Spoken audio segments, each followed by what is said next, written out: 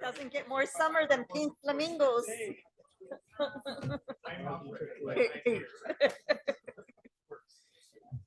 Oh, Satinder's here too.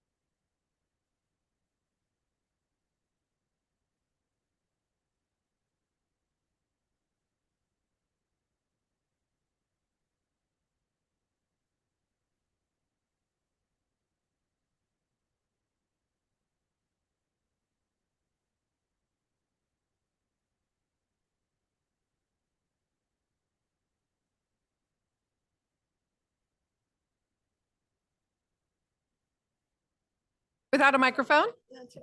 I'm using my mom voice. Mics are on. Thank you. Welcome. Let's say our Pledge of Allegiance. I pledge allegiance to the flag of the United States of America and to the republic for which it stands, one nation, indivisible, with liberty and justice for all. Thank you. And thank you to whoever turned our mics on. Appreciate that. Good evening. We are the beta testers for Boardable. If you've gone on to the board agenda online, you'll know that we've are introducing a new product into the mix. And so tonight we're going to go a little slowly, make sure we get all the bits and pieces moving in the right direction. First, big kudos to both Deanna and Carla for getting us up and this far. So we're going to try and make sure that we don't run out ahead of what they can kind of keep up with, and that we kick the tires a little bit and see if we can get this going. There was no closed session tonight, so there is nothing to report out of closed session. Okay, that means up first, we're going to have approval of minutes. We have 2 sets of minutes from last month. So let's look at the minutes from June 8th first. Would anyone like to move approval of the June 8th minutes?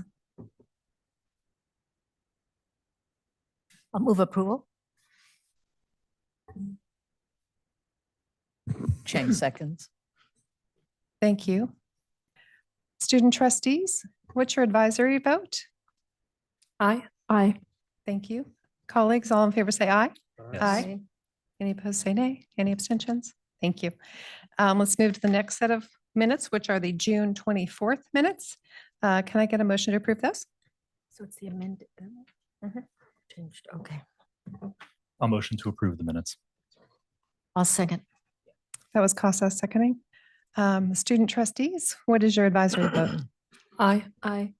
Thank you. Colleagues, all in favor say aye. Aye. Any opposed say nay. Any abstentions? Great. Thank you. That moves us to the part of the agenda where we have comments from staff, public, students.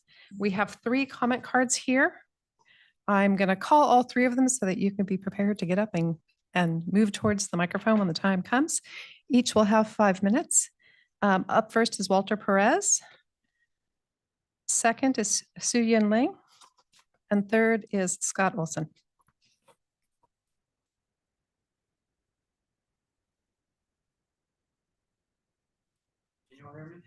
No. Hello, there you It's go. not that we Yes. can't hear All you. We right, just want to there you make go. sure that YouTube can hear you. There you go. Hello, YouTube. Hello, everybody. Buenas tardes. My name is Walter Perez. Before I introduce myself and why I'm here, I just want to shout out your staff here today, Ben and Deanna. They have been so amazing at just greeting me and showing me the process into signing up for public comment. I just want to make that very clear. Making these kinds of comments is not very easy in other spaces, and the fact that you all are so accessible is just it's a big comment on how accessible you are as a campus in a district. So big kudos to you. If more local governance was like you, maybe the sun would be a little brighter. Good evening, everybody, Board of Trustees, Chancellor. My name is Walter Perez, and I work in community partnerships at Zocalo Health, a community organizations where we help connect families, students, and community members to healthcare, behavioral health, and social support services.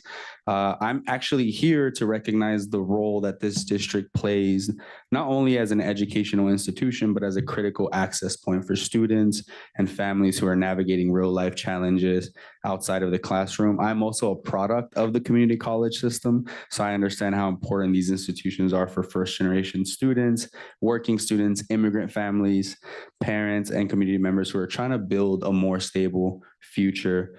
Through our work mobilizing community health workers and promotoras de salud, we often meet students and families who are dealing with housing instability, food insecurity, and untreated health needs, and confusion on where to go for help.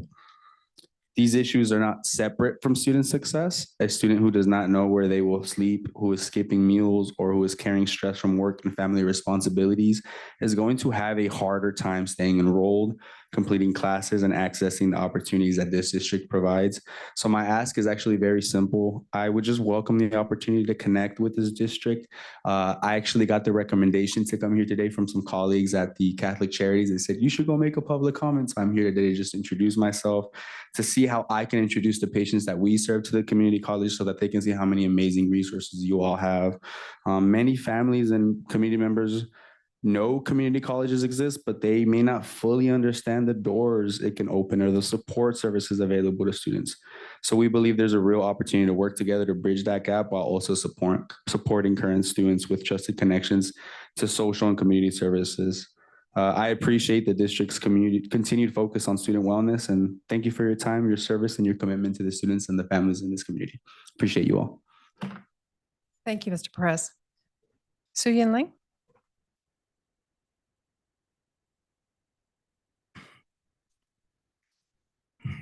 Hello, everyone. Can you hear me? Great. Dear members of the board, my name is Su Yan Lin, and I have served as a permitted teacher at the Dianza College Child Development Center since September 16, 2024. Unfortunately, I quit my job this morning because I would like to share some urgent information to everyone. I feel this place has some poor management and labor concerns. To your attention regarding the leadership practices currently impacting this center. Over the course of my tenure, a pervasive lack of objective leadership and a poor administrative management have created an unsustainable, divisive, and highly stressful working environment for staff, which is directly compromising the quality of care provided to our community. I urge the board to investigate the following systemic issues. Number one, inconsistent policies and the lack of professional collaboration. Number two, unfair workload distribution and the personnel deficiencies. Number three, favoritism and inconsistent enforcement. Number four, workplace division and the destructive staff turnover. At least 10 teachers have suddenly resigned during my 2 years at the center, The unfair treatment I have personally experienced, combined with this systemic operational failures, has caused a significant distress. I believe it is vital for the board to immediately investigate these leadership practices to safeguard the welfare of the children, protect the well-being of the staff, and restore the integrity of the De Anza College Child Development Center. Thank you for your time, attention, and the oversight regarding this urgent matter. Thank you. Thank you, Ms. Lang. As you may know, we can't comment or act on open comments, open public comments. However, I know the administration has your comments in writing and they will follow up. Thank you, Mr. Olson. Yes, I just wanted to follow up. I know that a number of people have submitted comments, so it's not anything that I necessarily organized or wrote, but there is a time when people do come to you, the Board of Trustees, and it's after they've spoken with their direct manager, the manager above them, the manager above them, and then the college president. So all of these issues have been brought to HR. HR has done a wonderful job, and we have been helping communicate to our members what management's rights are. There does exist a time, though, when it is just heartbreaking that you have people that work with children that suddenly choose to resign instead of continuing their employment. I do hear from folks and they have no other option. They're not quitting because they found something better. They are quitting directly because of management practices that are beyond the scope of the contract or labor law. If you have questions about it, you can definitely contact me. You can contact Diana. You can contact Lee or David. David is definitely new to this issue. It was brought to Omar, and there was this expectation that turnover was natural in the industry, which it is not. So I've been told that Mission West Valley has an average age of a decade for CDC teachers and assistants remaining there, whereas we're reaching a point where everyone is turning over. And then speaking to the unfairness, we had our TEA grievance because there were, I think, a pool of like 11 or 10 temps that were being improperly utilized, and they were hand selected and given preferred hours, and just behaviors in the area are questionable. And I think people are beginning to look at it, but it's just been difficult to pursue. But thank you to Diana and Tony. They are helping a new Kana. Thank you to the chancellor. I have a meeting with him tomorrow to discuss, because I know that, again, the public comments were unexpected, but eventually I just have to tell people once they get frustrated enough where to go. And it's truly saddened me to see so many people choose to leave their work because of this. There was a point when I first became president prior to this manager's arrival, when I think we had 50% membership in that area because their intent was just to do their job and serve children. They had no interest in wages, working conditions, benefits. They were purely there to be with kids. And now their working conditions have become a concern due to the management change. So you can follow up with me if you have any more questions. Thank you. Thank you, And Mr. I know you can't comment. Thank you, Mr. Olson. I only say that to people who I don't see frequently in the room. I just want to make sure they know. All right, that's it. That's all we have for public comment at the moment. Team, we have a consent agenda that is quite long. We have 25 items. For those of you in the room, the consent agenda is ongoing items where we've had the opportunity to read in advance. At this point, if there's anything that we would like to take off this consent agenda to be discussed differently, I'd like to hear from my colleagues or staff or anybody at the leadership tables. Ms. Casas. I'd like to withdraw 4.1, 17, 18, and 19.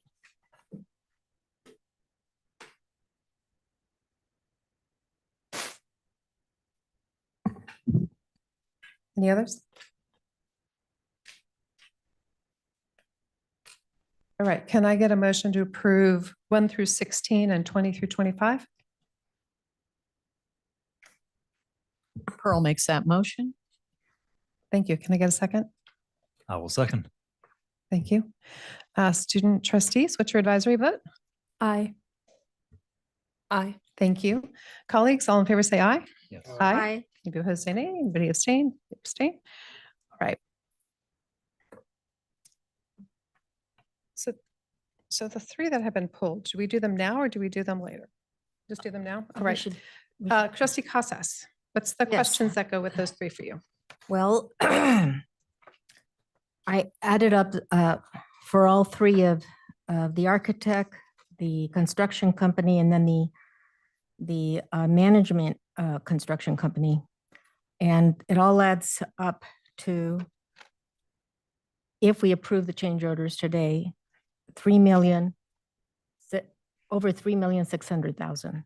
And that to me is pretty high for 3 bathrooms, 3 buildings. So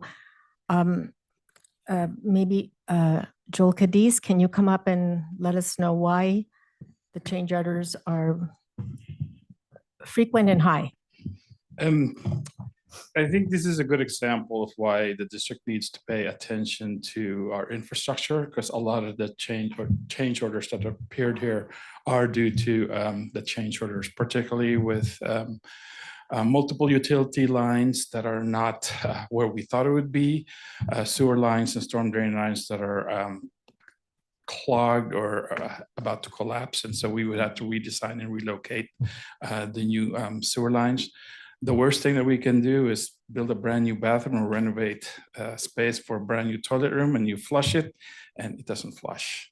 So those are just some of the things that went to the high change orders. There's also some of the framing are not what we expected once we remove all the finishes. Now keep in mind, because these are major renovations, these are essentially, we had to fully gut the building, and it is 3 buildings. So when you find a problem, it's times 3. Okay, you also, I had talked to Joel earlier today, and he mentioned also there were some issues with the slab and the grading. The slab, the inside of the slab, there's some mortar that you typically, when you build tiles on top of concrete, you just put a thin set grout and then you put the tile. In some instances, in these 7 rooms, there's a depression of about 2 inches. So we had to make that up and pour in some leveling compound to get to the same height as the outside. Also the outside, because we have to make this ADA, we had some issues with the landing and going into the restroom. Now, we did budget 4.5 million for these because we were aware of the issues that we were going to come, particularly with our infrastructure. So we are still within that budget. So, but see, it goes to the point, if we were aware of the issues, why are these change orders keep coming? Anyways, I am, even considering all the problems, I still think it's way too much money. So I will be voting no on these 3 items, but you just can't stomach paying $1 million per. Just a point of bathroom. clarification, we were not aware. That's why these were unforeseen conditions. I wish we were. Madam President, could I Please ask do. Mr. Yes. Cadiz, what would be the impact of not approving these change orders in terms of advancing and improving the restrooms at De Anza? We would have 7 restrooms that are 3/4 finished. We need to finish these to get them ready for the fall semester. Quarter. Any other questions or comments? Can I get a motion to approve 17, 18, and 19? I'll move the 3 items. Thank you. Can I get a second? Jen will second. Thank you. Student trustees, what is your advisory vote? Aye. Aye. Thank you. Colleagues, all in favor say aye. Yes. Aye. Any opposed say nay. Nay. Any abstain? Okay, thank you. Thank you.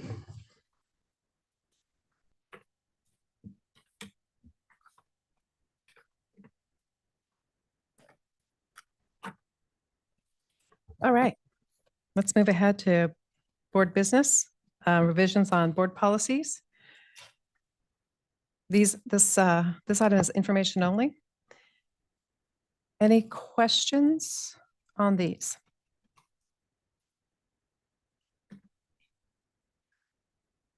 All right.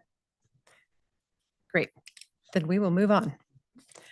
Let's go to Board Business Services and Finance. There's two items in here. First one is an action item to approve compensation agreement for Sunnyvale Town Center parcels. Is there anything you want to say about that up front? Thank Mr. De La you. Rosa? Thank you, President Godfrey, members of the board. So this item in front of you tonight is the compensation agreement for the Sunnyvale Town Center parcels. So if you recall, about 15 years ago, the state started the dissolution of all redevelopment agencies across this or statewide, and the Sunnyvale successor agency is now down to its last 3 remaining properties for it to be fully dissolved. And these are the parking garages with some legacy soil contamination that has complicated their transfer. So after extensive work between the County of Santa Clara and the City of Sunnyvale, they have reached an agreement to transfer all these 3 properties to the city at no cost, and most other taxing entities already have approved the item. So we would like to recommend, or we are recommending that the board approve this agreement as well. And doing so, this releases our district from future liability tied to the contamination. And once the successor agency fully dissolves, it will increase our property taxes by $25,000 per year. And if you have any questions, Mr. Brian Darrow and Sean Whiteman from the Santa Clara County Executive's Office are here tonight to answer any questions you may have. Thank you. And thank you for joining us to answer questions. Colleagues, any questions about this one? No questions. It's good news. No question. It is good news. And I'm sorry we don't have hard questions for you. I know you're prepared. It's all good. Okay, Trustee Chang. Do we have any other parcels yet within the redevelopment agency after this is executed, I guess? I do not believe in it. So there are, I believe, 6 remaining successor agencies within Santa Clara County. I don't believe any of those are overlapping with Foothill-De. Oh yeah, Brian Darrow with the County Executive's Office. Just to introduce myself. I was trying to look at the Foothill-De jurisdictional boundaries. I know there's a little slice of Santa Clara and a little slice, I believe, of San Jose, and both of those cities do still have a successor agency, but I don't believe there are any former redevelopment areas that overlap with the Foothill-De area. So Cupertino and Mountain View have already dissolved. So that dissolution did benefit Foothill-De in years past. And actually schools were the greatest beneficiaries of the unwinding of redevelopment, because so much of that property tax money that previously had been siphoned off and going to the redevelopment agencies now returns back to the schools. Yeah, and Los Altos Hills never had any redevelopment agency. Questions? Any other questions? Move for approval? You have a motion. Can we get a second? I will second. Thank you. Student trustees, what is your advisory vote? Aye. Aye. Thank you. Colleagues, all in favor say aye. Yes. Aye. Anybody opposed, say nay. Any abstentions? Great. Passes. Thank you very much. And thank you for coming. The next item, I believe, Vice Chancellor. Madam Chancellor President, we Lambert, would we'd like like to to pull pull it. that item for now, and we will come back in a future board meeting on this item. Thank you. All right, let's move on in our agenda to section 7. Actually, let me take a breath. Carla and Deanna, am I moving at a pace that's okay? Do you want me to slow down? Okay, great. Measure C projects. Who's on deck? You're on deck to discuss. Thank you. So this is a project list revision for your approval tonight, and this comes to the board every July of the year for the program overhead distribution to the appropriate programs from a lumped account, all going to the different programs that are implemented during the year.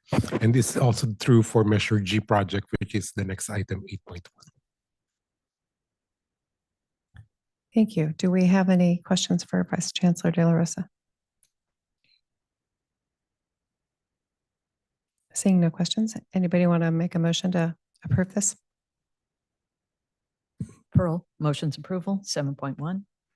Second. Casa seconds. Student trustees, what is your advisory vote? Aye. Aye. Thank you very much. Colleagues, all in favor say aye. Yes. Aye. Anybody opposed say nay. Any abstentions? Great. Let's move to 7.2. There is no 7.2. We're going right to 8.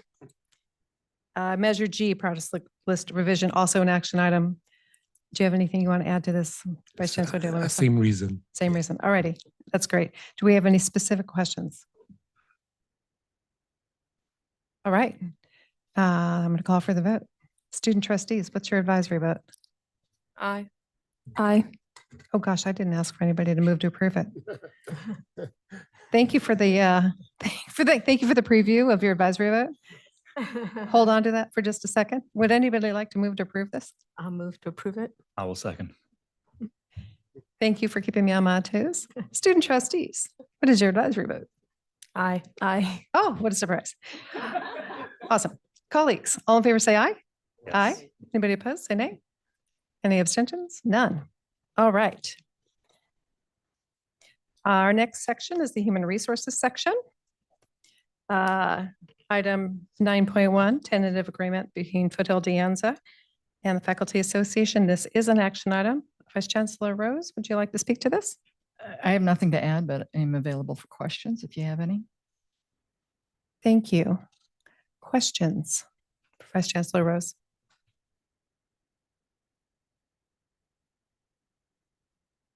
I Yes, have Trustee Kavata. a couple of comments and then one just kind of clarifying question, but first want to thank Diana, thank Faculty Association, Jim, Kathy Perino for, I'm sure, the enormous time and work that went into this. And I particularly want to highlight something I'm excited to see here, which is an increased emphasis on part-time faculty and improving the opportunities that part-time faculty have, improving the allocation of funding towards career development opportunities for part-time faculty. Those are things I'm very excited to see here. I want to ask one clarifying question because I've heard kind of differing things here regarding Appendix 03. Make projects and activities completed under Appendix 03 applicable to part-time faculty, currently only available to full-time faculty for column advancement. So I just want to clarify, we're not saying that previous to this agreement, part-time faculty were not eligible to point to projects and activities for column advancement. Is that correct? That's correct. So part-time faculty, like full-time faculty, have column movement available to them as well as based on units achieved in other professional development. So, and I appreciate you acknowledging Kathy Perino because she's done the heavy lifting on this when we restructured the salary schedule and we took out PAAs, formerly known as Professional Achievement Awards, from everything. She went back and then made sure it was actually removed. And then lined everything up to be consistent with the new salary schedule and the professional development, professional growth responsibilities. So that's what a lot of this language is for. Gotcha. Okay, I appreciate that. I just wanted to clarify that. So thank you for that. Yeah, I'm excited to see this. I hope we continue to build on this, expanding opportunities for career development, expanding pathways for part-timers who are interested in full-time and tenure track opportunities to build themselves up to those opportunities. And I particularly hope as we, continue to have this conversation around priorities around basic aid, the transition we're going to undergo, the changes that we're going to undergo through that, that we continue that emphasis on part-time faculty who are, such a bedrock of our institution. They're 66% of our faculty, so they're really integral to our success. And I'm very glad to see this kind of renewed focus on their development here at the district. So Absolutely. thank you. It's a shared interest. With that, would you like to move to approve? I will make that motion. Thank you. Can I get a second? Second. Thank you very much. Student trustees, what is your advisory vote? Aye. Thank you. Colleagues, all in favor say aye. Aye. Any opposed, say nay. Any abstentions? Great. I'm Thank you. sorry, who made the motion and who seconded? Trustee Kavatua made the motion. Trustee Casa seconded it.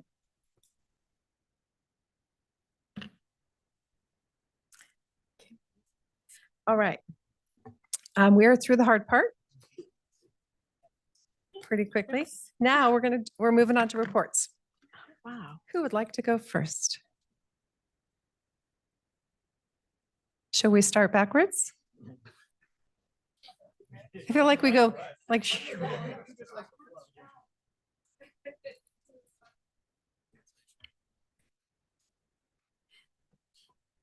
This is it. You're going first every time now. Okay. Love it. Good evening, Board of Trustees. My name is Satinder Kaur, Biology Lab Coordinator, and I have the privilege of serving as the Classified Senate President for De Anza College for the next academic year. One of the first projects I'm currently working on is refining our current Classified Senate Constitution and bylaws, and to better define the role of Classified Senate, improve clarity, and strengthen our participation in shared governance. In addition, my goals are to improve communication and transparency, increase the visibility of classified professionals across campus, and strengthen classified representation in college governance through advocating for release time, not only for Senate executive officers, senators, and governance representatives, but ultimately for all classified professionals. I believe that if we want classified professionals to have a meaningful voice in the decisions that affect our college, they need the time and opportunity to participate. Meaningful release time would allow classified professionals to actively participate in governance, contribute their expertise to college decision-making, and ensure that shared governance is truly participatory rather than simply a process of receiving information. I look forward to working with the board, district, and college leadership and my fellow colleagues and counterparts at Foothill College throughout the year. Thank you. You could just leave it on. Scott Olson with ACE. Thank you again for listening to members and reading the public comments that are sent in. I appreciate that. Traditionally, I do not comment on a manager or a specific individual during a leadership report. I just want to say that I do have the utmost trust in Chancellor Lee, Diana, HR, Tony Brown to handle these issues. And then we also have the addition of President Wayne Kuhn. So yeah, we'll continue to navigate those. If you have any questions, we are beginning a new academic year. You are more than welcome to send me emails, contact me personally, educate me. We can have conversations. If there are things that you need to understand or further delve into, I'm sure we can do that. I don't know if there's ever been any type of group training or retreat that we could potentially have to just have open discussion or a study session with labor or something of that nature. But usually annually, I put out this offer that I'm more than willing to work with all of you. And usually I hear from one person. And it's a different person every year. So I'm looking forward to another one of you reaching out. So other than that, again, utmost confidence in the executive leadership, and we'll see where things go from there. Thank you.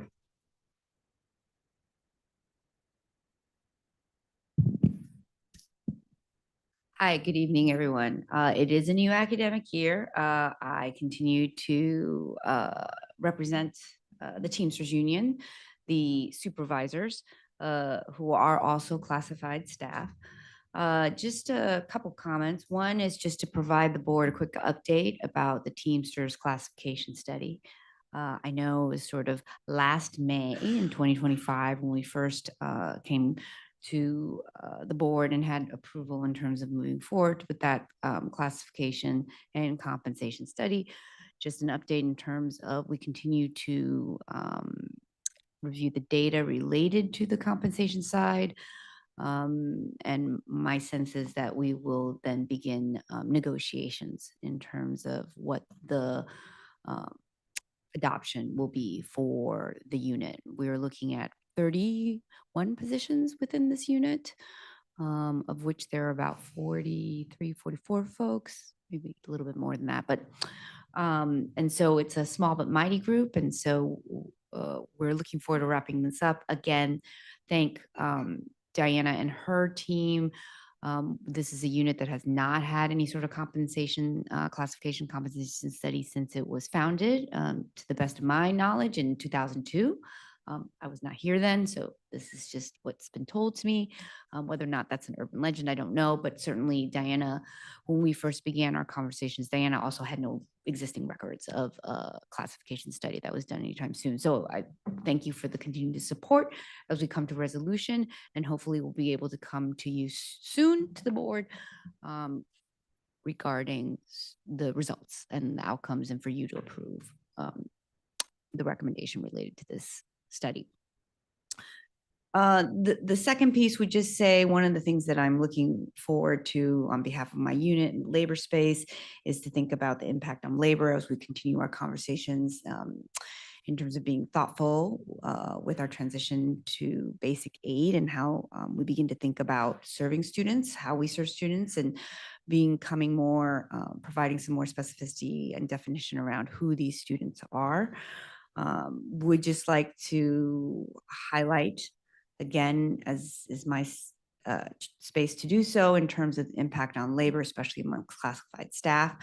We do hope that the board will, should it come to that, could support sort of what the labor unions have been discussing over the course of the past year in terms of supporting the charge for a staffing study to really get a sense of what it is our classified staff members do to support the daily activities and to ensure student success on both campuses and also at central services. Obviously, we would welcome the expansion of this study, certainly of a staffing study that includes those beyond the ACE, Teamsters, and CSEA. But again, just wanted to put that out there. We are starting a new year. And so hopefully those conversations will continue. Thank you very much. Thank you. Jim? Good evening. My name is Jim Nguyen. I'm with the Faculty Association, and I just have a couple points to make. One is on the Measure G, we do share the concerns that Trustee Cassis has raised about overruns on that project. As you know, and something that we brought up before is concerns around Measure G and the Arts Quad as it impacts our students, our faculty, our staff that would be working there, and ensuring and wanting to raise up the need to have that completed and to not minimize the footprint that we've discussed before and that our voters expect of us when they pass Measure G. I understand that the restrooms in particular, the one in the Science Quad, as well as the one that's next to Lot B, they've been out of commission for a long time, and that's impacting a lot of our students, a lot of our staff and faculty. And although I understand there's probably deeper issues related to that in terms of infrastructure, what's kind of below ground and sewer, that needs to be addressed quickly. So I'm hopeful that we could try to find a resolution of that, try to control our costs, and continue to try to meet the needs of our students, faculty and students. The other point is I wanted to thank the board for approving it, and on FA's behalf, working with Human Resources, Vice Chancellor Rose, the district on the tentative agreement between Faculty Association and the district. We put a lot of hard work into this, and we think that we've made some good progress this year. Of course, as you can see in the agenda, there's still some items that need to be continued, and in particular around professional conference funding, training, retraining, as well as, and probably most importantly, salary negotiations heading into the fall. We weren't able to get to that this past year, this past June, but with numbers coming back, both from the state and locally, we're hopeful that we can move forward on that, and that we could have some fruitful discussions and decisions made by the end of fall. Thank you. All right, good evening. On behalf of the Foothill Academic Senate, we are currently in recess. So, but the officers are hard at work and working with any administration questions that any questions that administration may have. Aside from that, our officers will be attending the ASCCC Curriculum Institute later this week, and I'll also be presenting 2 workshops at that conference. And that concludes my report. Mine's going to be a little longer. Hello, for those of you that I haven't met, I'm Eric Woodbury, Academic Senate President at De Anza. Well, I have the privilege and honor of serving in that role again this year. It's good to be back. Good to see you all officially for my first meeting back. You had a little preview last time, but now I'm actually back and in paid status where they've recruited me. I've got a job description and everything that I'm supposed to do this summer. My professional development leave in spring was great. I totally finished my project and I'm not working on it over the summer. But I have been working very hard to get caught up with Shagun, who was our interim Senate president for spring quarter. And I have some notes for you today about some of both the work that she accomplished as well as what I've been working on the last few weeks. I want to start off by congratulating our retirees. We had 20 retirees from De Anza, faculty retirees who retired sometime over the course of the last academic year. The Academic Senate hosted a wonderful luncheon sponsored by Assemblymember Aaron's office. His office also presented and provided some certificates to the retirees in recognition of their service and their time with the district. We wanted to express our thanks to both the chancellor and the senior staff of De Anza who were able to attend that event in order to honor our faculty. We have a few of those every year that honor different groups of faculty, and it's been a fairly successful endeavor, trying to encourage some more people to show up. I think one of the bigger things that happened over the course of spring quarter is we had a series of town hall meetings at De Anza, hosted mainly by our Office of Instruction and Institutional Research, that really aimed to frame the transition to basic aid and what that means for De Anza, and what types of things people should be thinking about, faculty, staff, et cetera, based on those changes. We're already seeing some real action come out of that.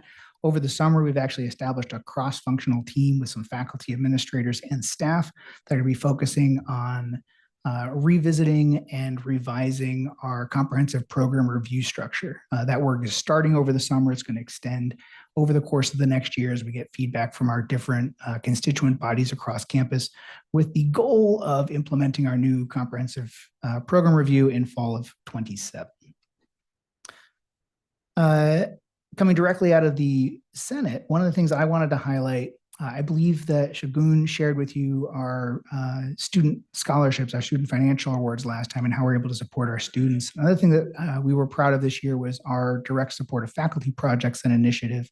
We set aside a portion of our budget that faculty could apply for to recruit speakers, to institute class projects, to build awards. And I'm really happy to report that we managed to distribute approximately $2,500 based on applications that faculty submitted to us that had direct classroom impacts and really helped to benefit our students across the campus. It gave us a really neat little innovation lab where faculty got a little bit of flexibility to do things that their B budgets or such might not have supported directly. And they got to have some fun with it. We had really good feedback, both from the faculty and the students that were impacted. The Academic Senate had several robust discussions that culminated in June. One where we discussed and I think actually approved moving to a time block schedule at De Anza. Should help us with aligning our courses, making it easier for students ideally to finish their programs within a couple years. We also had some updates to some of our shared governance structures around faculty hiring and program evaluation. They changed the name of it. It's like the Program Sustainability Committee or the Program Innovation and Vitality Team. There's something in there, but it's all about determining, particularly as we move into basic aid, and we have new program proposals or we're looking at ongoing programs, how best they're able to direct the resources, what they need, and what we can recommend for them to get. I'm going to jump on the Measure G bus a little bit. That's actually been a part of my big focus the last couple of weeks. It's one of the things that I dove into very quickly to figure out what the status of that was. I'm very happy to hear that we've approved the bathrooms, those continued improvements to the bathrooms. I know $3 million is a lot for bathrooms. I did some quick math. It looks like with all the change orders, it looks like it's about a 25% increase with respect to what was originally proposed. And I want you to keep that in mind when we talk about the Creative Arts Building, because guess what? All of these increases, it's not just unforeseen circumstances, everything's just more expensive. And there's certainly a lot of pressure across all of our projects. I heard pretty quickly upon my return that there were some significant faculty concerns about how the planning process had been going for the arts building. This caught my attention because the original timeline was that we were supposed to be done with the majority of the program by the end of spring quarter, the programming for the building. We're supposed to be doing more technical architectural revisions that wasn't really supposed to require faculty input. There's been a lot of faculty input over the last couple of weeks. And I am actually very happy to tell you that there have been a few productive conversations that I was invited to attend. And I can say that those conversations are starting, but there's still a lot of work to do. To make sure that the collective voice of the faculty most impacted by this new building is heard and considered. And how I got involved in this is, as you program a building, you can imagine if you have a room and you make it smaller, you eliminate it, that is a real direct programmatic impact in terms of how we can offer our educational programs. And that's where kind of the Senate comes in. What decisions are you making about a building that's going to impact our curriculum effectively? And that's why I was invited in. Those conversations have started. It's going to be really important that we continue those in a productive way so that we avoid any more delays or derailments when people say this isn't actually what we want. We need to go back to the drawing board. I know we all want to avoid that. Let's see. I think the last thing I have to report is the same thing that Voltaire finished on, which is the Curriculum Institute, which is happening up in Sacramento this Wednesday through Saturday. I'll be heading up there myself. I remember when I started in shared governance, I was the curriculum chair at De Anza, and I was sometimes the only person from De Anza going to the Curriculum Institute. And we've got at least 8 people from De Anza going. So I'm super excited that we've got a fantastic team up there. And with that, I conclude my report. Thank you. Well, good evening, everybody. So let me first start out by welcoming our new acting CTO, Ron Shaw, to Foothill-De Anza. Welcome, Ron. And I want to thank Jory for the work he's been doing obviously for a long period of time. He's going to still be with us, but he's on, loan to the state chancellor's office. And so we're so grateful to Ohlone to agree to have Ron join us. From there, he's a tenured faculty member at Ohlone, but he has had a long, distinguished career in tech. His expertise is in cybersecurity. And Jory highly recommended him to us. So welcome.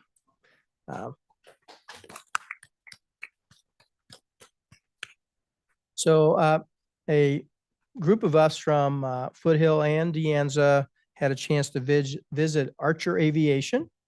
Archer Aviation is one of the aviation companies that are focused on advanced air mobility, the flying taxi.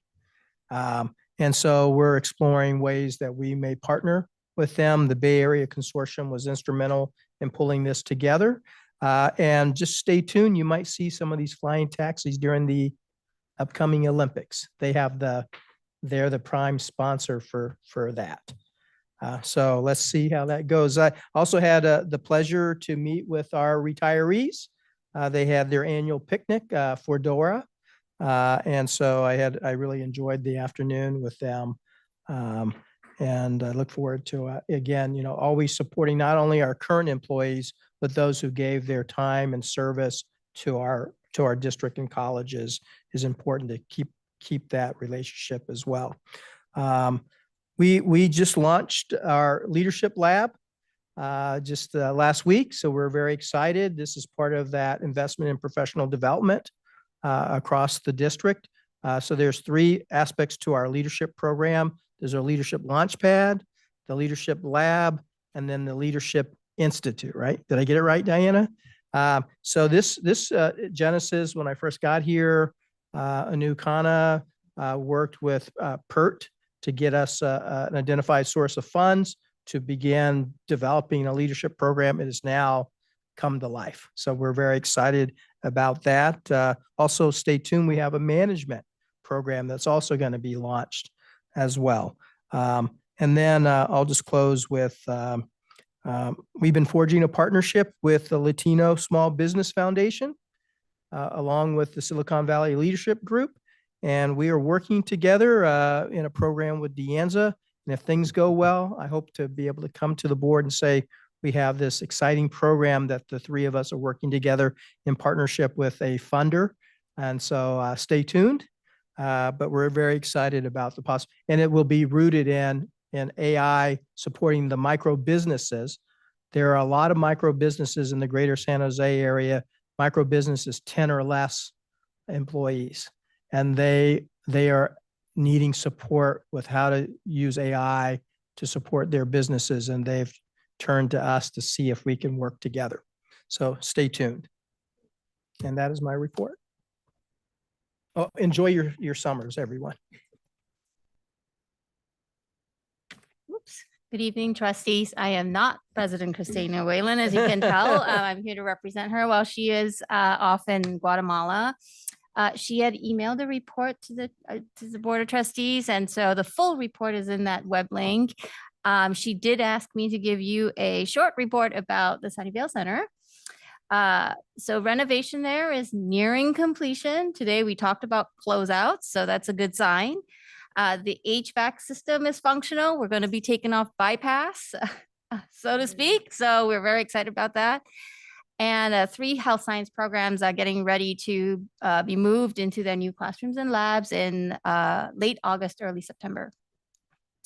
So the upgraded spaces have pretty cutting edge technology. Respiratory therapy has a simulation lab that will simulate NICU and an ICU. State-of-the-art Siemens imaging equipment for radiologic technology. So we're pretty excited about that too. And then EMS is going to get an immersive situational classroom. So what that means is they will not only be able to see and touch what's happening, but it would also simulate what it's really like performing life-saving procedures on the side of 101 with the cars whizzing by and the gasoline smells and performing CPR. So it's pretty exciting to see. Beyond academics, the student experience will be elevated by a new cafe that Pacific Dining has won that contract. So we're excited about them coming over. There's refreshed hallway and study furniture and integrated counseling and library spaces. So the librarians and the counselors will see students directly. There's no front desk. They will be interacting directly with students in their lounge spaces. And then as a bonus, the former Google Cafe across the street from us is now open to the public. So we have something that both campuses don't have, which is organic ice cream in the middle of an afternoon. So we look forward to hosting you all there sometime soon. Following organic ice cream. Good evening, David Wayne Kuhn, interim president at De Anza College. I want to take the opportunity to welcome Satinder, and we look forward to supporting you in your role, our senior leadership team. So I know we're going to be meeting soon, so welcome. Just in brief, we also sent you a link to our report for the month, but I wanted to take the opportunity to thank all the trustees for attending commencement at De Anza and the members of the executive leadership team that were there and all the others that were there. We had about 700 students participate, which was about 100 more than we were anticipating, which is a great problem to have at that time of year. We were very pleased with the morning and how things went. Of course, we have an eye on continuous improvement and making those changes that's necessary to make next year's experience even better. So I wanted to thank, and I did send out a very comprehensive thank you to everybody that was involved, both at the college level and the district level, because we could not do that without that partnership with the district. So that concludes my report. Hello, this is Maria, the student trustee for Foothill College. I currently have no major reports, but I would like to thank Carla and Deanna for their dedication during this meeting, and I'm excited for our next meeting. Nothing to report.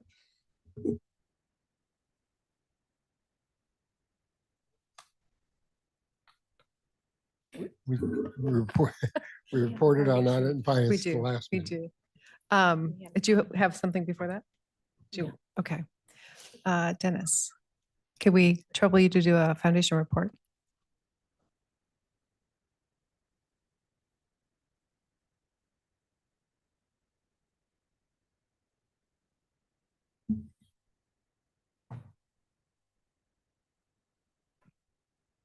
Thank you, Ellen.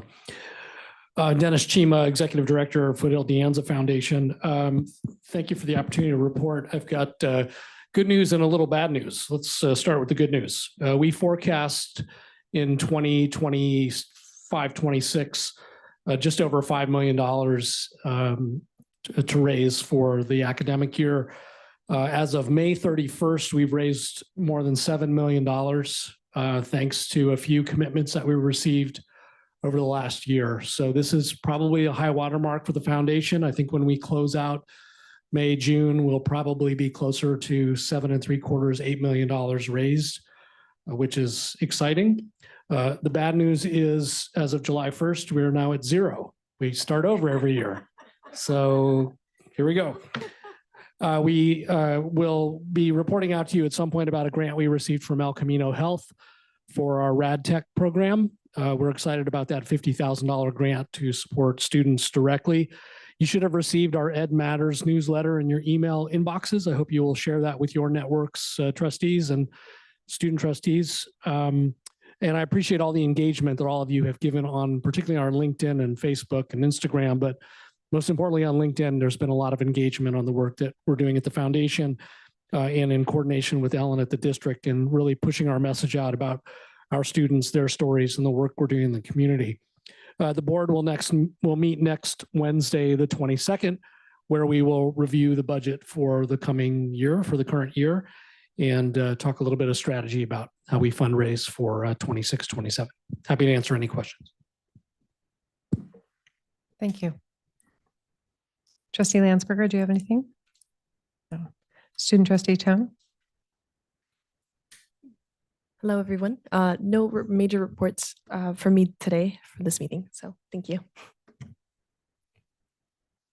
Anything else for the good of the order before I gavel us out?